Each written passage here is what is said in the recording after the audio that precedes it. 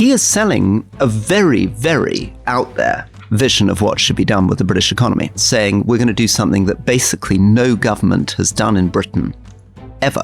That is a big, big, big problem, particularly if you're very radical. And if you're going to go right out there, you've got to sound very credible and solid on the basic figures. Now, I think in his defence, he's a relatively new senior political figure. They've never seen you ask those kind of general knowledge questions of genuinely experienced politicians.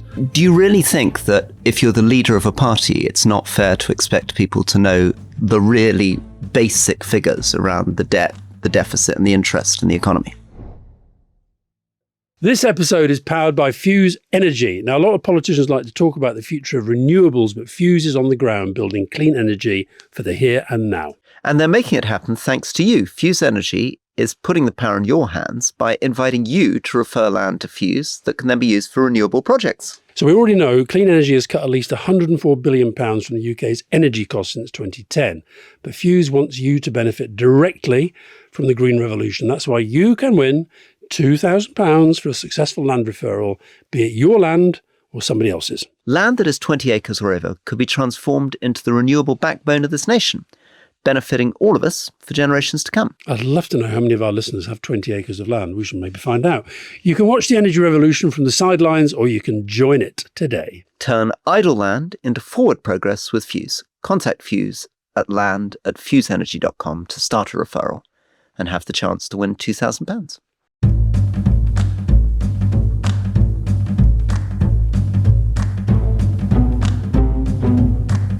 Welcome to the Rest of Politics Question Time with me, Rory Stewart. And me, Alastair Campbell. Very exciting series of questions today, which get us into some of the big issues actually in Britain and in the world. So we've got questions on Zach Palansky, the new leader of the Green Party. We've got questions on what Jeremy Corbyn is doing. So a lot of that is about the left. Some might even say the far left in Britain. That'll be controversial to some listeners.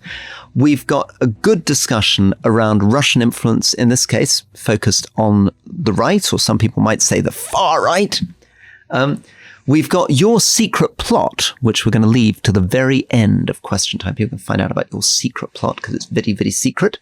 We're going to talk about climate change and the way in which the horrors of what's happening in Southeast Asia in particular expose what's happening with warming seas. We're going to talk about Ethiopia and Egypt and dams. And Rory, I think given it's the big news in the UK today, we should talk about government plans to modify the use of jury trials. Stop the use of juries for certain trials. Very, very controversial. A lot of agreeable disagreement to come on that. Anyway, let's start with the first question. Sarah, Trip Plus member London. Given Rory's disdain, I love that word, for anyone who does not agree with his centrist views on the economy, open bracket, Gary Stevenson, Kate Raworth, and now Zach Palansky, what would he have done in the budget? There has been no acknowledgement from Rory that the one issue driving people's unhappiness at the moment is the now extreme wealth inequality, squeezing the middle classes and crushing the poor. Rory is very quick to attack people who he thinks are not properly qualified, yet with no acknowledgement that successive governments, including his own party, have got us into this position. Is it time for Rory to own this mess and not be so scornful of those who are simply pointing it out?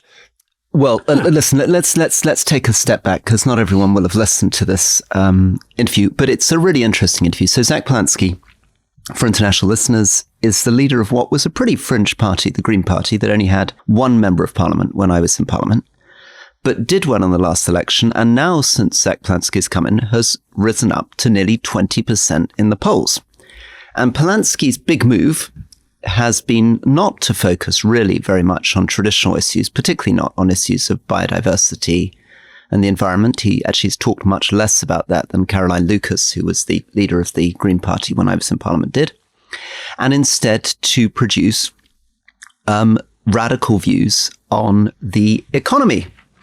And so a lot of this is coming out of an interview, which I thought was really lovely interview. I particularly enjoyed the first half of it, where he was very thoughtful, introspective, and interesting on his own personal journey as somebody who was Jewish and brought up in an Orthodox Jewish school, his journey on Gaza, where he's concluded that there's a genocide in Gaza, And then in the second half, we got into his economic policies. It's been quite interesting. I mean, just before we get into the details of Sarah, I mean, Sarah's got 5 or 6 different things that she wants to say, and I'm very happy to lay out my vision of what we should be doing in the budget. But broadly speaking, what was your sense of the kind of negative critique of the way that we engage with him on the economy? Well, it's interesting. I mean, Zach Palansky, who's very, very good at social media, he hasn't posted anything about the interview, which makes me think that he maybe doesn't think it came out well for him. I don't know, because I thought he seemed very happy after the event. Whereas the Lib Dems have posted a great deal. They've taken clips from our interview and used them against him a lot. There's been a huge amount of coverage from the Lib Dems taking the clips of him being unable to define even remotely how much we're paying in debt interest, his fact that he confuses the deficit and the debt. Yeah. All of that is really important to other political parties going after the Greens. Right. Well, one of our team has very kindly done a pretty detailed analysis of all the feedback that we got. And Zach Palansky's team ought to be pleased to know that positive outweighed negative by a substantial margin. Positive towards Palansky, roughly 60%, negative towards Palansky, 25%, mixed balance, 15%. And there was quite a lot of criticism of people who felt that we were sort of ganging up on him. I was going on the King's Speech, you were going on the economy. We should let our listeners know that Rory and I actually tend not to discuss what tack we're going to take in interviews. So that was not, if it was ganging up, it was accidental. I think that I agree with you on the overall analysis. I think that he came across really well. I think he really could do with trying to slow down the way he speaks. I know it's very natural to him. I had quite a lot of people saying they found it actually quite hard to listen at times because he speaks so quickly. But I thought he was very good on the kind of vibe, zeitgeist stuff. Less good when it got into detail. Now, I think in his defense, you know, we're years from an election. He's a relatively new senior political figure. And it probably is a bit much to think that right now, in the week of the budget, he should be telling us what he would do in a sort of Green Party budget, given that there isn't going to be such a thing. But that isn't what he was asked. What he was asked was something much, much more modest. He was asked what the top rate of tax was, and he didn't know that the top rate of tax was 45%. He thought it was 40%. He was asked how much we're paying in interest, which is really important. It's £100 billion a year, right? It's double the defence budget. And he didn't know what that was. And he refused to actually admit he didn't know. He then thought that the debt was £70 billion, right? Which the debt is actually closer to £1 trillion. Do you really think that if you're the leader of a party, it's not fair to expect people to know the really basic figures around the debt, the deficit and the interest in the economy? The only thing, I agree with that. I totally agree with that. The only thing I would say is that where a lot of our listeners were coming from was kind of saying they've never seen you ask those kind of general knowledge questions of genuinely experienced politicians. Go back to the Rachel Reeves argument. We get into exactly that. She starts saying, how much is the debt? I tell her, we go back and forward on exactly that debate. It's a very normal debate to have with someone. Yeah. That's exactly one of the moments in the Rachel Reeves interview.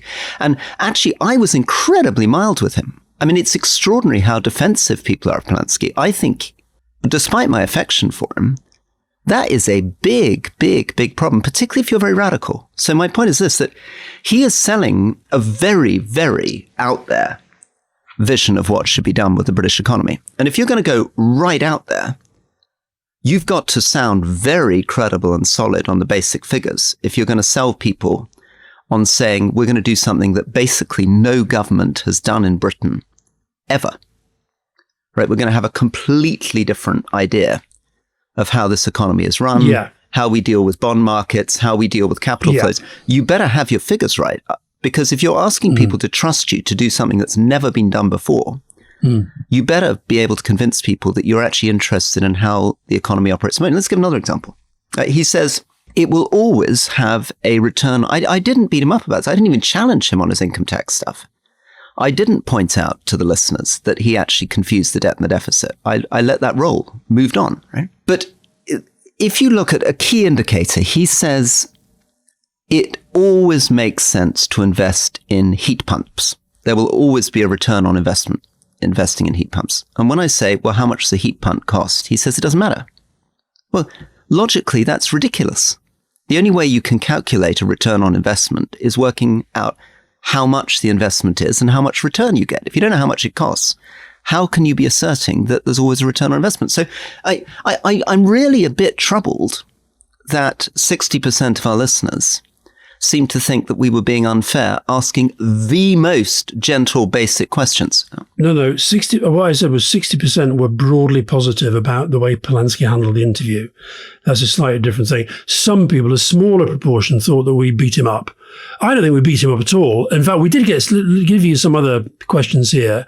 Martin van Wezenmel, why was Palansky let off the hook compared to the tough line of questioning used with Gabriel Attal or Michael Gove?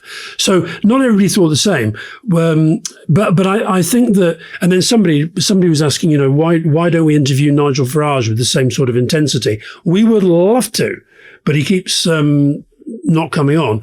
And then there were other people who said we were patronising, smug, arrogant, elitist, we ganged up. What does that mean? That basically means that we disagreed with him. Yeah, we disagreed. I thought it was quite agreeable. In fact, he said at one point he enjoyed the sort of the agreeable disagreement. Look, I think that what it is, it goes to this point, Roy, that I said to Rory, my son, he said, I've never really seen him given a really tough interview. And I said, well, I don't want to be that tough, but I think we do need to be tougher than most of the interviews he's done, because at the moment, it seems to me, he's got a bit of a vibe and a zeitgeist thing going. And Rory said, no, I think there's a lot more to him than that, which there is. I think there is more to him. Otherwise, he wouldn't be doing quite as well in the polls as he is. But the thing I said to him afterwards, and the thing I said to one of his team that I spoke to, is that they shouldn't go away and think that was a beating up, because it will be far worse as he gets nearer to an election. What they should be doing is going away and saying, right, those answers weren't good enough. We've got to get better answers. That's what they should do. Yeah. Now, there was another interesting thing that came out of this. So we got a challenge from Chris Williamson, who's the former Labour MP for Derby. Corbynista, big Corbyn man. So let's take this as a question, because this takes us into a much bigger question about economic management that relates to Europe, US, all international listeners. So he says, when Campbell Claret and Rory Stewart spoke to Zach Palansky, they betrayed their fundamental misunderstanding of the monetary system. So here are 10 facts for Alastair and Rory to ponder. Number 1, government debt is a misnomer. It's not really debt at all. It's the value of government bond sales. Number 2, the government does not use the proceeds from bond sales to pay for its spending programs. I'm not going to go through all 10 of them, but I'll do 3 and then I'll step back from this. The government has access to as much money as it wants because it issues the currency. The challenge for the government is not finding the money. It's identifying the real resources in the economy, such as workers, raw materials, machinery and infrastructure. Oh, no, sorry, I'll do 4. Bond sales and taxation withdraw money from circulation in the economy. That stops inflation getting out of hand. Now, this is something called MMT, not MMA, which is mixed martial arts, but modern monetary theory. And it's possible that one of the things going on in the back of Zach Palansky's mind, along with the your party, which is this sort of Corbyn new left-wing party, is this thing called modern monetary theory. And one of the reasons I'm interested in it is these are completely incomprehensible points, I think, for 99% of the public.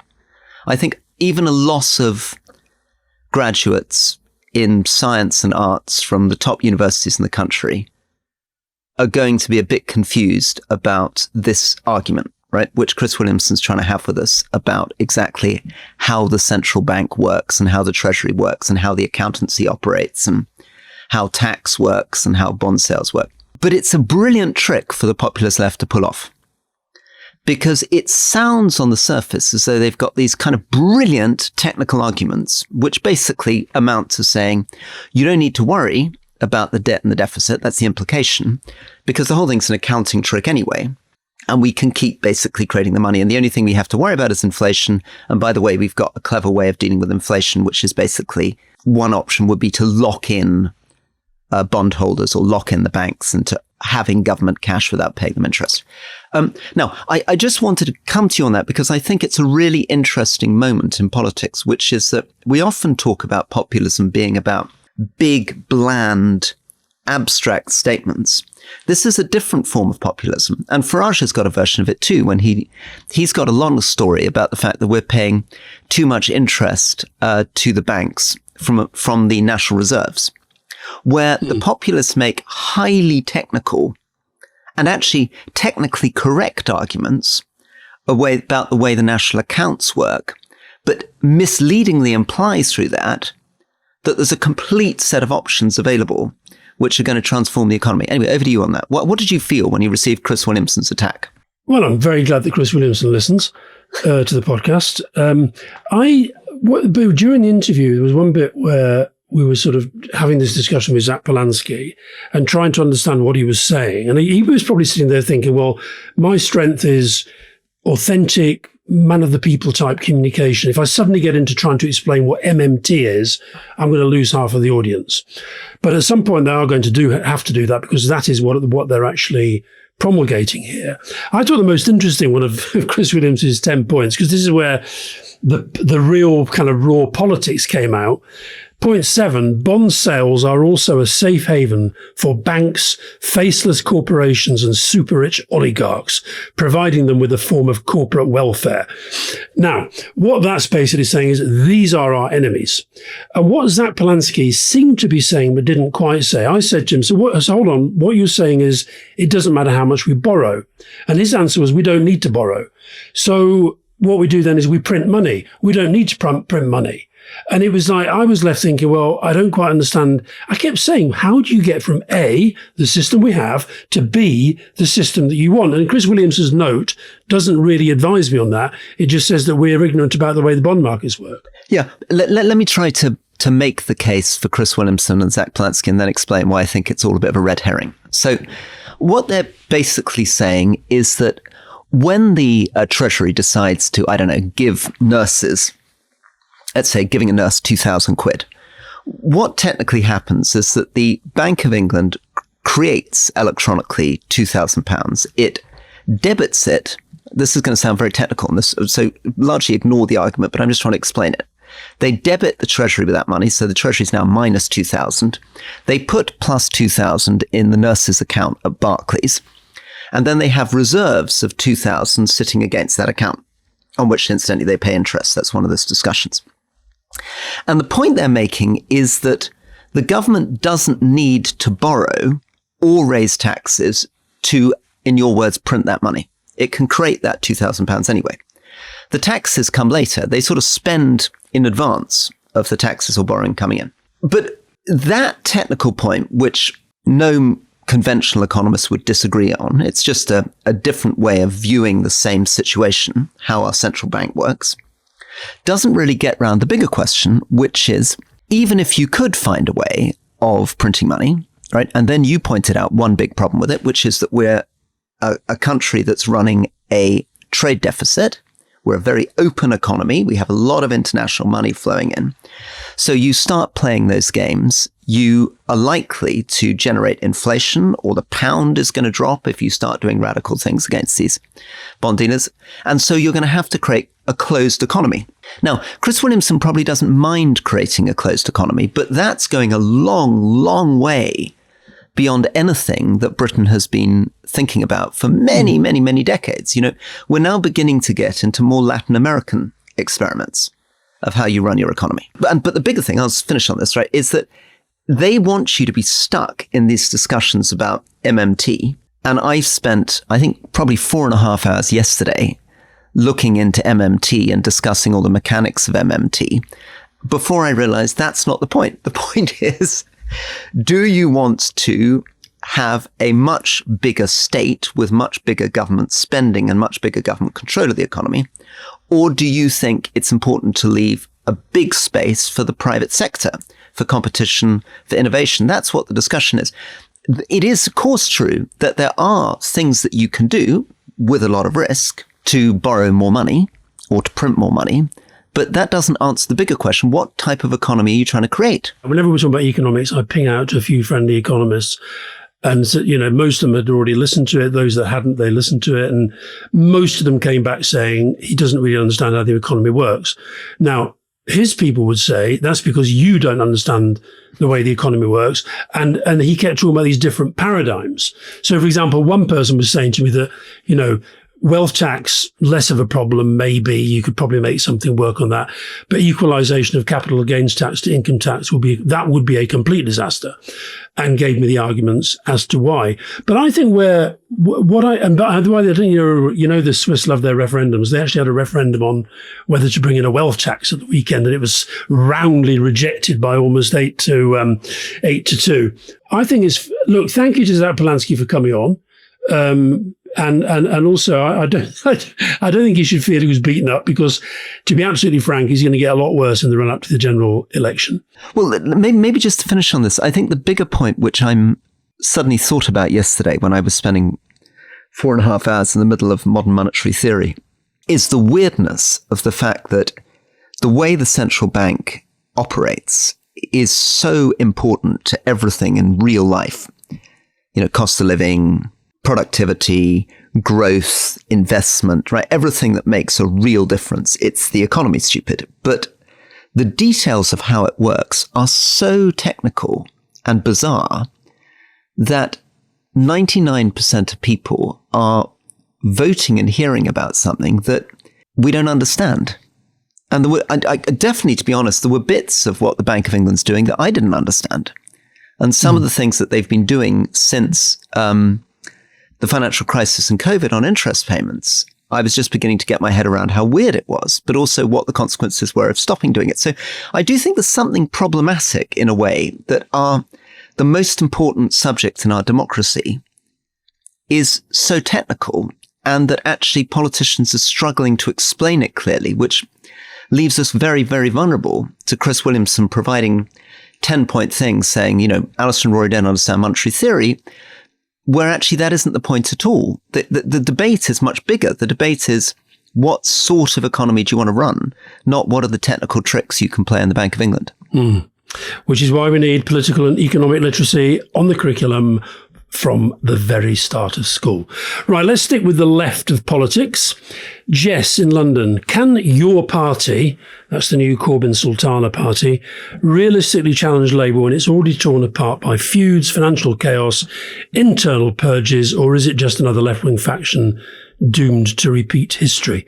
Well, Alistair, can I ask you on this? Because the way it's been reported in the kind of newspapers that I read, which I'm afraid yesterday is what you would describe as the right-wing press, they were all having an enormous amount of fun with the Your Party conference, because they were sort of describing it as though it was right back to classic 1970s jokes about Dave Spark and the People's Front of Judea, and the fact that Corbyn was defeated to be leader of his own party and they set up a collective leadership, and Zara Sultana is demanding that they take a more strident position on transgender, which Corbyn's trying to avoid. And the whole thing really sounds a little bit, and am I unfair on this, a little bit like the kind of debates you were trying to get away from in Labour in the early 1980s in order to have a winning machine, because there's a sort of a pathology of the left which can happen, which can be quite sort of divisive and destructive and purist. Yeah. Well, I, as you know, don't read those papers very, very closely, other than when I'm analysing their coverage of the budget. But I certainly think the coverage I did see, it had a flavour of the coverage that we used to inflict upon the Green Party in its early days, where basically you were sent there to count, not to put too fine a point on it, to count beards and sandals and see who was eating vegan food and all that sort of stuff. And there was a kind of caricature about it.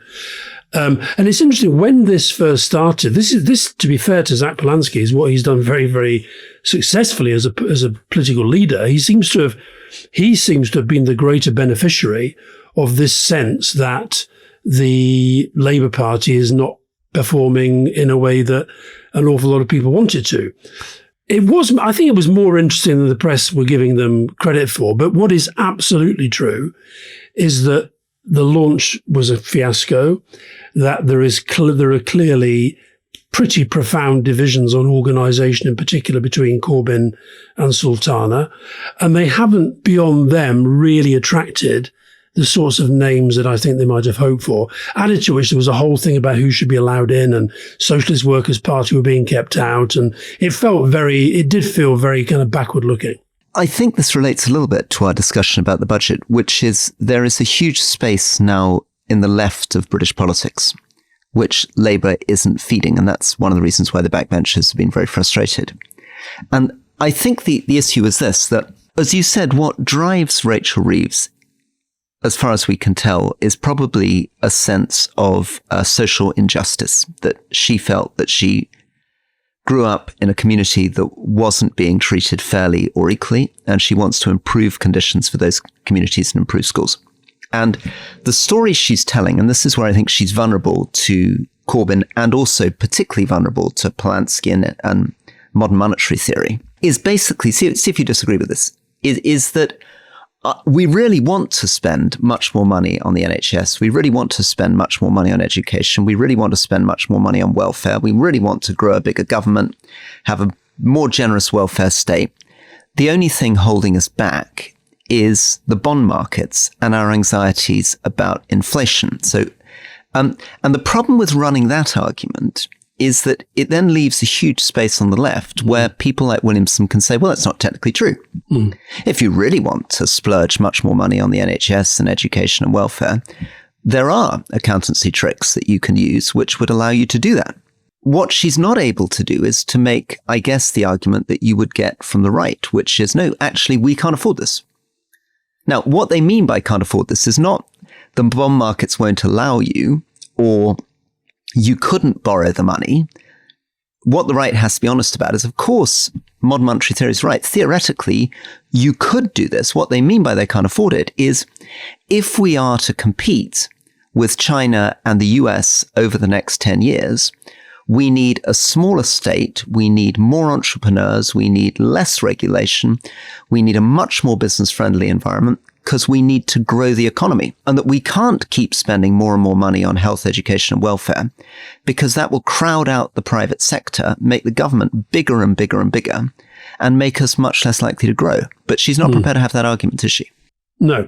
And the one person who might have been prepared to have that argument, and who kind of did have that argument when Jeremy Corbyn was the leader of the Labour Party, was John McDonnell, who was Shadow Chancellor, did actually over time build up a certain amount of credibility around his analysis of the economy. It was a very left-wing vision, but he sort of, I think, did quite a good job in terms of projecting himself in a certain way that people weren't quite as spooked as they were maybe by hearing Zach Palansky the other day.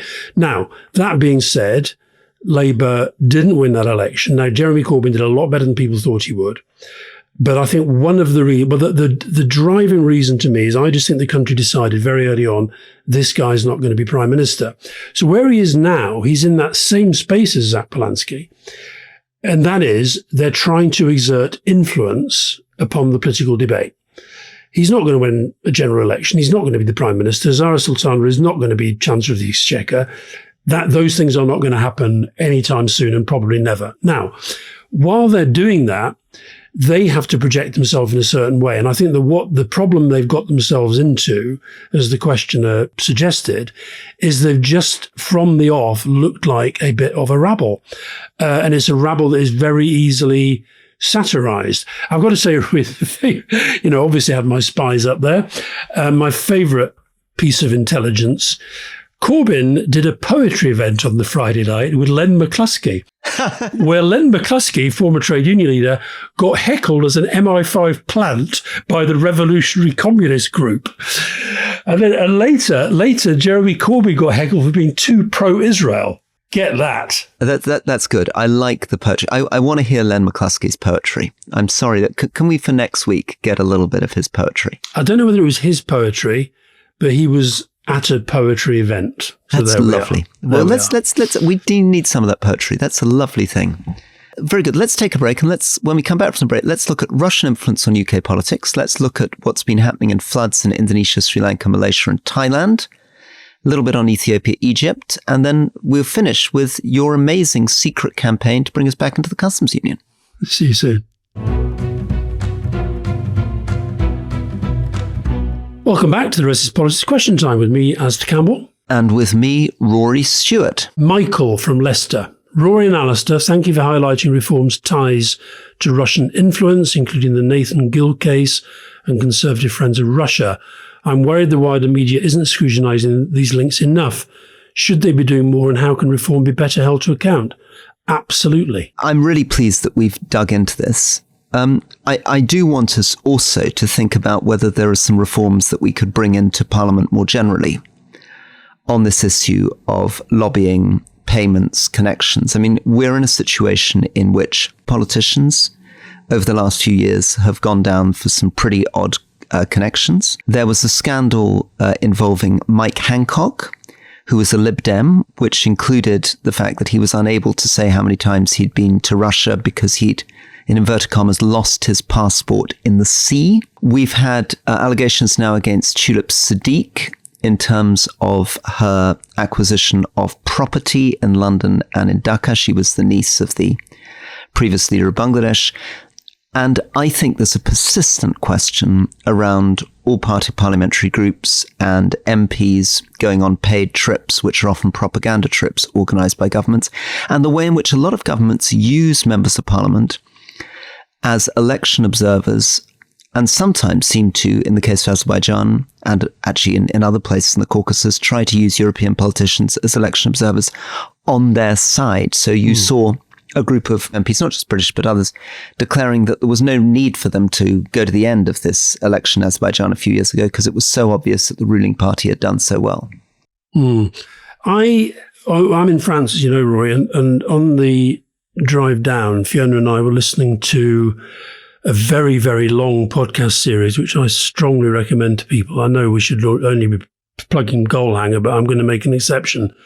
And that was Peter Jukes of Byline Times and Carol Cadwallader, ex of Guardian journalist, who's done some brilliant work on reform in Russia. And it's a 10-part series called Sergei and the Westminster Spy Ring.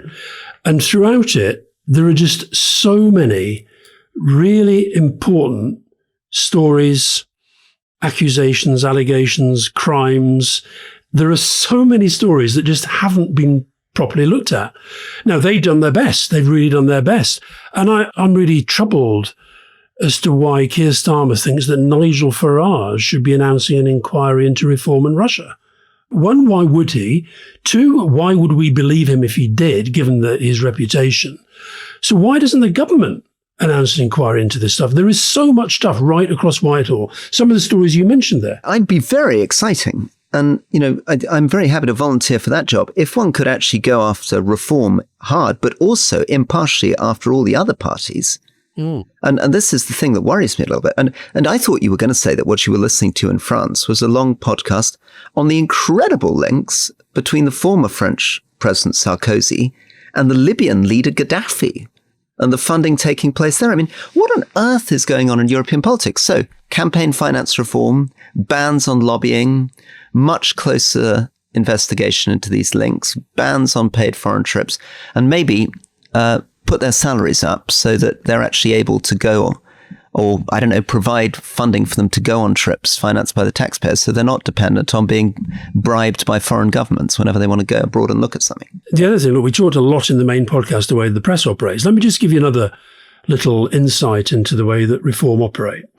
Now, Nigel Farage is somebody who does not struggle to get mainstream press coverage, particularly in the right-wing press.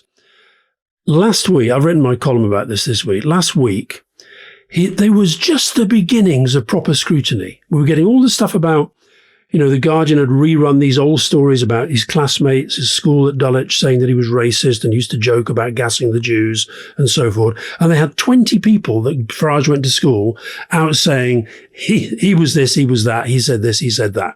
That was beginning to cut through. Then you had finally, for one day only, Nathan Gill is on the news because he gets jailed for accepting bribes from Russia. What did Nigel Farage and what did Reform do? They took out double-page adverts in the right-wing newspapers. They spent almost £1 million advertising. And I mentioned Richard Stott in the main podcast, who was editor at The Mirror. I can remember I used to get told off for constantly trying to do stories about smoking. I mean, I was a big smoker myself, but I still thought it was newsworthy. There was all these reports coming about linking cancer to smoking, and they kept being spiked. I remember saying to a colleague of mine, "Why aren't they interested in this?" And he said, "Go and ask the advertising department, dear boy." And of course, I remembered it. We were funded by tobacco. So what Farage was doing is saying to the papers, listen, loads more where this came from, 2-page adverts. So they went easy. And think, without getting too conspiracy theories about this, let's say the big American tech companies began to be worried that we were going to be asking too many awkward questions about AI or the domination of American tech or influence. Think about the leverage those companies have. NVIDIA now a $5 trillion company. Think about the amount of advertising they can take out. Think about the consultancies they can offer, the financial incentives they can offer. The little suggestions that maybe I'm going to be able to come into your constituency and help you a little bit in doing some data analytics on the needs of your constituents. Think about, how easy is the government going to find it to stand up against these companies when these people are offering massive data centers, transforming the data of the NHS, etc. So I'm really pleased you've raised this. But this is so important because this is about conflict of interest. I mean, we talked about this with Trump. Fundamentally, we have to keep coming back to conflict of interest. Why does anyone think it makes any sense for Jared Kushner to have been making billions of dollars from Gulf monarchies for his investment fund? Why does anyone think it's okay for Trump-linked people to be having direct conversations with sanctioned Russian companies about grabbing rare earths? Why does anyone not think this is going to influence the negotiation? It's a conflict of interest. You can't negotiate in good faith if you've got the dollar signs going ka-ching. And why, given that Carol Cadwallader and Peter Jukes have done such extraordinary work on such an important story, why do you never see them invited onto our mainstream media to talk about these subjects? And what's the answer? They've been people have tried to discredit them or marginalize them? I don't know what the answer is, but I think it's because actually, back to the point we made on the main podcast, that the media prefer the kind of here and now story. And so Nigel Farage denies is a better story than let's go and try and work out what really happened. Somebody sent me last week an analysis of all the times that Reform MEPs spoke up for or voted in favour of measures that would stop proper investigation of various aspects of Russian activity. Okay? Now, analyse that, look at it, test it. Now, to be fair to one BBC journalist, I don't know if you saw this, Rory, he tracked down one of the MPs who'd been named in the Nathan Gill case, David Coburn, who'd been MEP for Scotland. And he tracked him down. Guess where he tracked him down? To his chateau in France, where he was driving his little Peugeot out of his chateau in France. These fucking people who got us out of the European Union, and whether it's him or Andrew Neil or Nigel Lawson, I've got an excuse for being a Francophile. I've always been a Francophile, and I've always been against Brexit. But, honestly, it's like, but why is that not, back to my point about the lens through which we're looking? Nathan Gill, that story, if that was a Labour MEP, actually, probably if even it was a Tory MEP or a Lib Dem, we would still be talking about him today. There would still be stories about it. It was a one-day wonder. So that's why I think we should keep coming back to it. And the media should stop sort of burying their heads in the sand about really important stories that they have decided for their own political and sometimes commercial interests it's not worth looking at. Right. Well, we've got a question coming in on climate water security. So, Heidi Hellman, why hasn't there been any mainstream press coverage of the national emergency briefing on climate change held on the 27th of November?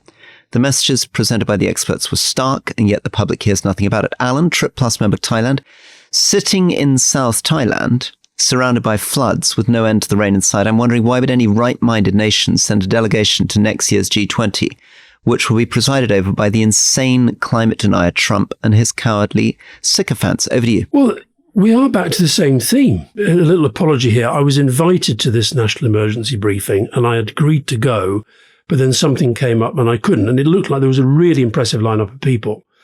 And we're in that space where, I've used this phrase before, dumbing down, numbing down. Dumbing down, we've got a very dumbed down media. They were probably talking about, something else that day. They can only handle one story at a time. But these were really serious people. It was put together by Mike Berners-Lee. It was attended by a lot of MPs and a lot of peers, a lot of business leaders. And it was essentially highlighting the fact that we are not prepared as a country for the impacts of climate change and nature breakdown as they are going to affect us in relation to jobs, in relation to decarbonisation and resilience. And you had some key military people there, you had food security experts. So it's a very good question. And the answer, I'm afraid, Heidi, why hasn't there been any mainstream press coverage of the National Emergency Briefing on climate change, is because we don't really have a serious media anymore. We have pockets of it which occasionally do stuff, but I didn't see, I could be wrong, I saw next to nothing on this. And then the point from Alan in Thailand, these floods that have been going across Thailand and Indonesia, they are horrific. Hundreds of people are dying. Exactly. So Alan is sitting there, as are millions of people in Indonesia, Sri Lanka, Thailand, and Malaysia, seeing relentless rain. So very, very heavy monsoon-style rains and tropical cyclones. 502 people being killed in Indonesia, 355 in Sri Lanka, 170 in Thailand. And Sri Lanka, this is basically the worst that they've seen since the 2004 tsunami. Hundreds of thousands of people are now homeless across the region.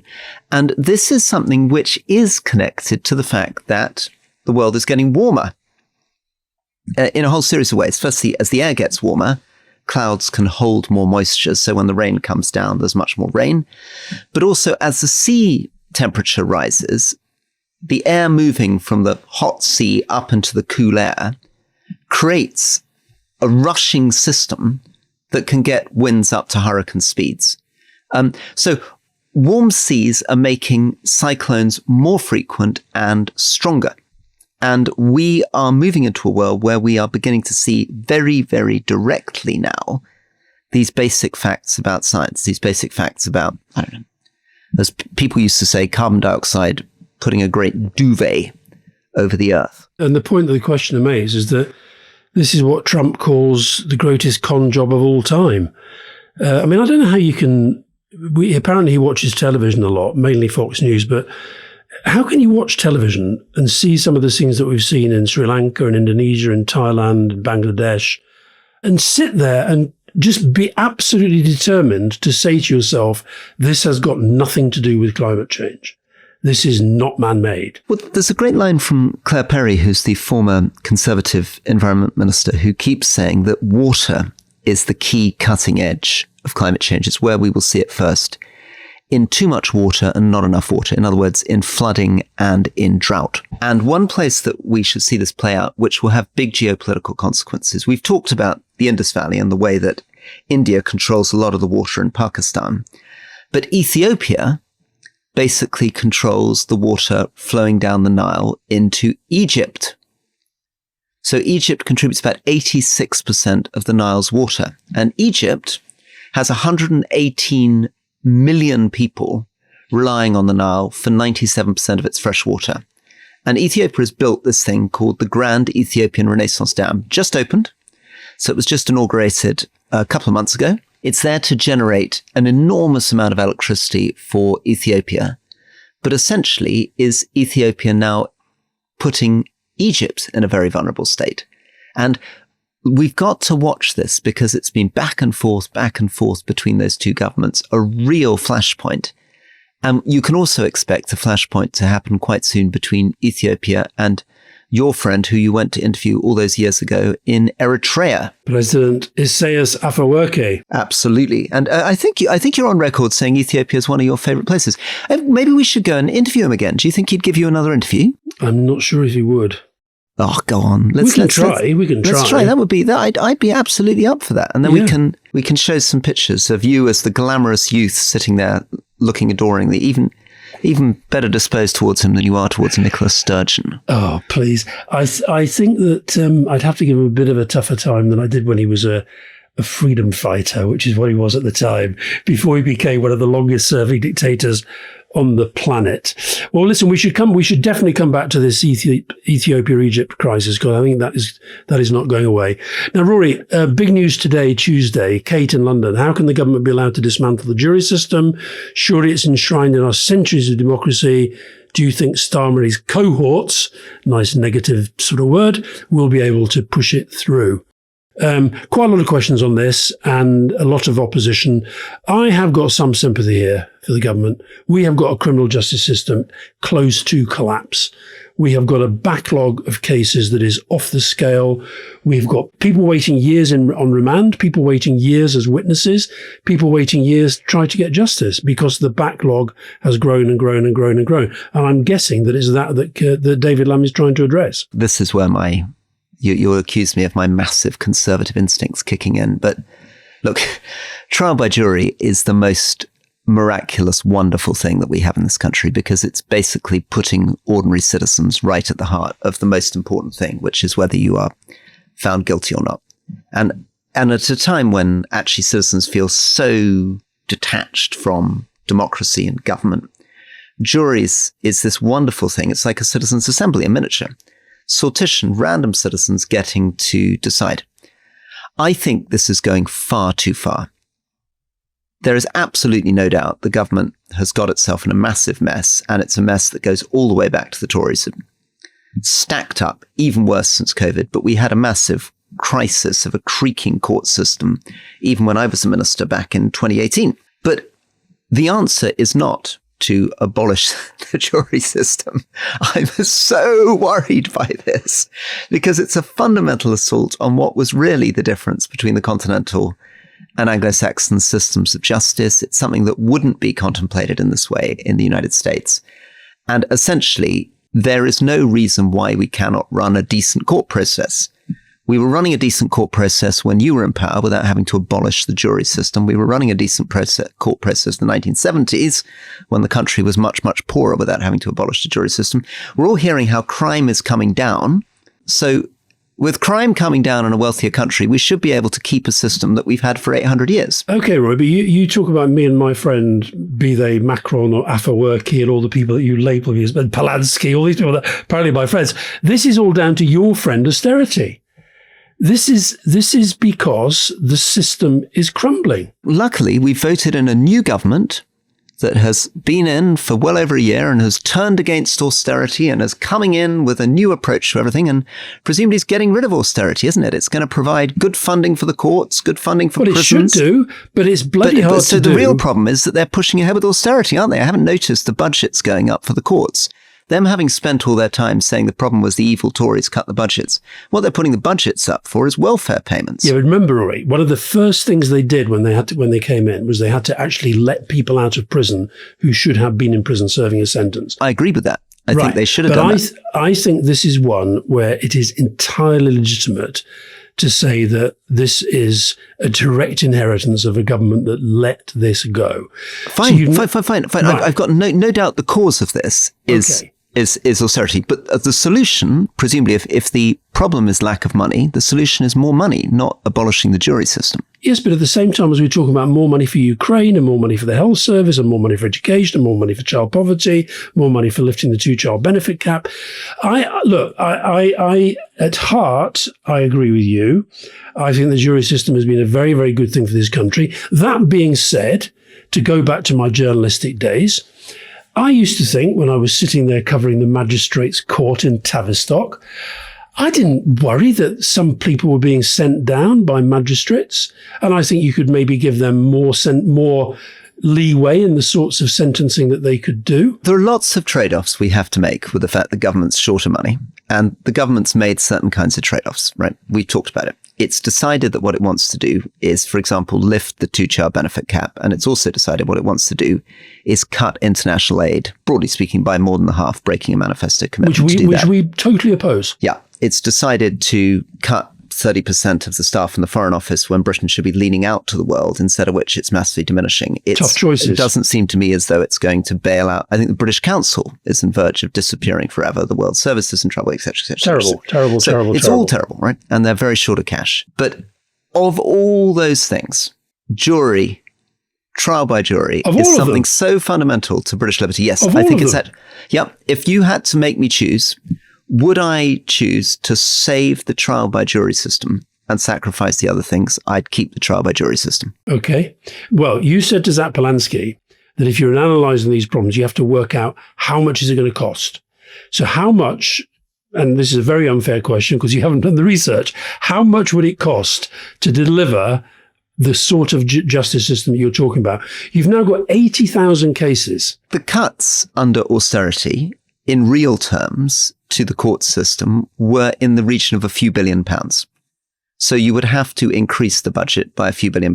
Now, they've just decided to put another £3 billion, £3.5 billion a year into lifting the two-child benefit cap. So if you ask me, provider of a choice, I'd put that £3.5 billion into making sure that we can retain trial by jury. Yeah, Rory, now you're having your cake and eating it. You also supported lifting the two-child benefit cap. If you're asking me my priorities here, I would choose trial by jury over the two-child benefit cap. I'd keep the two-child benefit cap in place. Okay. And I'd go after your winter fuel allowance, and I would save trial by jury. Okay. And building new prisons? We're going to do that? I think we probably have to build more prisons, but I also think we should have far fewer people in prison. The government should be much, much braver about following through on what David Gauke suggested and more. I mean, the government here with trial by jury has gone well beyond what my friend Brian Leveson suggested. This is well beyond in terms of the trial by jury. Brian Leveson, who did the Leveson inquiry that the then government didn't properly listen to, which is why the press is still as awful as it is. He did a review of the court system and particularly this backlog. This does go further than his recommendations.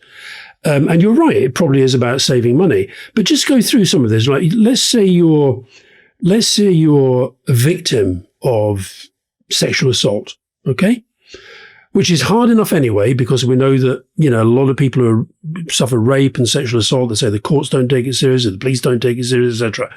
You can take now longer than an Olympiad, longer than a parliament, to wait for your case to come to court. And the other thing that's happening, and this isn't just the politicians saying this, because I've heard this from lawyers as well, is that if you're the criminal or the alleged criminal, you, quote, game the system. Because what you do is, no matter how low the case may be, you say, I must have a jury trial. And you have that right. Okay, you go for a jury trial. Why do you have that? Because you know that the longer it goes on, the worse people's memory becomes and witnesses become less reliable, the more time you might have for a bit of intimidation as well. And that therefore, the idea of swift justice, which is what we think the justice system should give us, it isn't being delivered. And so when people are making that choice, I think, would you at least agree that it should be tougher, the conditions by which you should be allowed to say, I deserve a jury trial, that maybe a judge could be allowed to make that decision for you? Yeah, I think that's an interesting idea. And I think I have so much admiration for Brian Leveson, and almost everything you'd recommend I go with. But I think there's something, we talked in the last podcast about the fact that I'm beginning to think, as I go through all these departments I served in, how I would evaluate what's happening. Let's look at this one. This was the department I was in, the Ministry of Justice. At no point did I think that we would have considered that the answer to the mess that we got into with courts is to abolish one of the basic constitutional rights in the country. We can fix this by abolishing the constitutional right. It's a real recipe for despair. You cannot seriously be saying that our courts are in such a state that with a money, focus, energy, you can't get those lists down. And we talk a good game about digitalization. We're not doing digitalization in courts. A lot of this is basic administration, getting through backlogs, getting people through, making sure that you're paying the right people enough, making sure you get the incentives right terms of more austerity / legal aid. Absolutely. So the government has a choice here, right? And the choice is, do they say, we're going to fix this by spending a bit more money? I absolutely agree. Probably will require a bit more money, but also lots of other things we're going to do. We're going to actually really get into the details of what's going wrong. Why is there a backlog? What's going wrong with the lawyers? Why have we got ourselves in this mess? How come we could run the system well in the 1970s with much less money? What's the problem here? Not, well, we give up on the whole thing, so we're just going to abolish trial by jury. So, Rory, while we've been talking and disagreeing agreeably about jury trials, phone has been pinging away because David Lammy has been on his feet in the House of Commons, slightly watering down what he was planning, I think, but essentially backing or saying that they will implement the Leveson plans, which means that anything up to 3 years, no jury trial. offences that might carry a sentence above 3 years, jury trial. Does that satisfy you?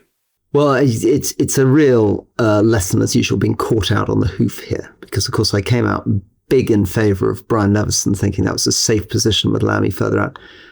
I guess if I was in the complete palace of truth, Alastair, even though I adore and worship Brian Leveson, I'm a bit troubled by this. I remain very, very pro-jury trial and would prefer we were clearing the backlog another way. Okay, well, final one. Before I come to you on your plot on the customs union, I just wanted to pay a brief tribute to Tom Stoppard, who died this week, who was, as many people know, the playwright famous for plays like Rosencrantz, Guildenstern Dead. Incredible story. He was a Hungarian emigre to Britain. He was the most intelligent, courteous man. He was also probably our most loyal and regular listener. He was always getting in touch, saying that the one thing that kept him walking was listening, and he would listen to absolutely every hour of content we produced, because it was one of the things that got him out of the house and walking around the countryside, which was a huge honor, because he's definitely much, much smarter than me, much wiser than me, much cleverer than me. And I'm pleased that we at least provide a bit of distraction while he stretched his legs. So be missed terribly. Well, that's very, very, very nice to hear. And, he was one of those, as I say, I'm in France, he got a lot of coverage for his death and big obituaries here as well. Big figure. And so, yeah, very, very sad. Right. Final question for you, Alastair. Here we go. George, Trip Plus member from Liverpool. The Telegraph claimed in their Saturday essay that Alastair is secretly plotting to get us back into the customs union. Is this true? And if you are, why am I not part of your secret plot? It's so funny, this, isn't it? So, is there anything secret about saying, I think it'd be a really good idea if we got back in the customs union? The Telegraph actually went further, Rory. It said that I am even, I love that word, I am even plotting to try to get a second referendum to get us back into the EU as a whole.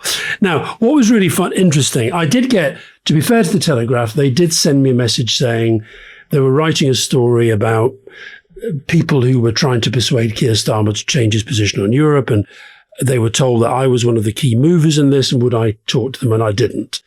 But what was really funny about this story is the plot consists of me, Tim Allen, who was my deputy many, many years ago, then went off to set up Portland and is now back in Downing Street, and Tom Baldwin. Tom Baldwin, ex-journalist of the Times, Keir Starmer, and who worked with me on the People's Vote campaign. So, and what was nice about that, it was ABC, Allen, Baldwin and Campbell. They were the plotters. I've got to tell you, George, I sort of wish there was a plot. But what was really interesting, how did I find out about this story? Which went on and on. I ended up reading it. It went on and on and on with this anonymous quote and that anonymous quote. And he said this and he thinks this and blah, blah, blah, blah, blah, blah. What was hilarious? Well, is this hilarious? I got so many people getting in touch, offering money for the campaign. One guy, very, very wealthy guy, said, how much can I give and where can I send it? So maybe there should be a not so secret plot. Well, it's absolutely amazing, isn't it? I mean, it really is incredible how you can generate a story like that, because I think we've consistently said we wanted to rejoin the customs union from day one of the podcast, and probably said it on air 50 or 60 times. Yeah. And yet it's a very secret plot. Why weren't you included in the plot? I don't know. I'm passionate pro-customs union. I've been pro-customs union since 2019. So there we are. Anyway, so we've talked a lot about the way the press worked this week, haven't we? That was a classic example, though. There was literally nothing in the story. The thing about Tim Allen, for example, so Tim Allen's now in Downing Street. So the story made the link that in recent weeks and months, including yesterday in his speech, as I mentioned in the main podcast, Keir Starmer has been more vocal in saying that Brexit's been a disaster. Well, I've been saying that since 2016. So no, George, I'm not secretly plotting. I am openly campaigning. Excellent. Well, Alastair, lovely to see you, and look forward to talking again next week. And let me just try to draw together what we're doing. So we did today, Palansky and the Green Party and where it's going with monetary theory. We talked about Jeremy Corbyn. We talked about the extraordinary developments in climate change and denial and the national emergency briefing. We talked about your plot to get us back into the customs union. And we talked about Russian influence on the policies of Reform UK. Very good Russian accent. So, and I think the binding thing that brings it all together is the very odd way in which some stories are picked up, some aren't, and the way in which the media oscillates between ignoring stories entirely to then getting dragged into the details of what I keep insisting is not mixed martial arts, but modern monetary theory. Anyway, thank you very much, and bye-bye. Great to see you. Bye-bye.